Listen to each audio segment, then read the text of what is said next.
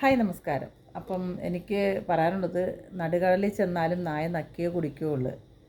ഈ ഒരു പഴഞ്ചൊല്ല് പറയാൻ കാരണം ഇന്ന് ബി ബി എസ് കണ്ട തട്ടുകട എന്നൊരു രീതി ഒരു ഇതിൽ നമ്മുടെ ബിഗ് ബോസ് അവർക്ക് ചായയും വടയും പലഹാരങ്ങളൊക്കെ കൊടുത്ത്, ശരിക്കും പറഞ്ഞാൽ അതൊരു 1.5 മണിക്കൂറായിരുന്നു ആ ഒരു ഇത് ചായ സൽക്കാരം. പക്ഷെ അത് ആ ഒരു 1.5 മണിക്കൂർ കൊണ്ട് മിക്ക സാധനങ്ങളും അവിടെയുള്ളവർ കാലിയാക്കി.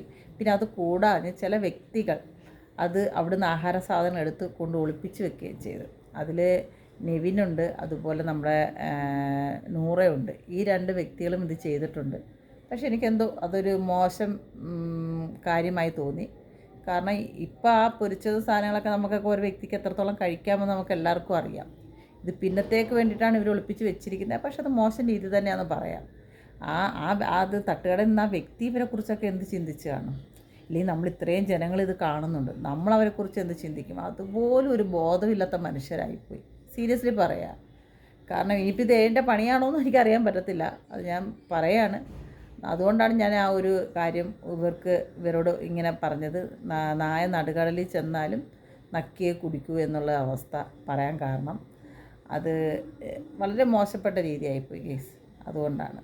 Okay, bye bye, Tata.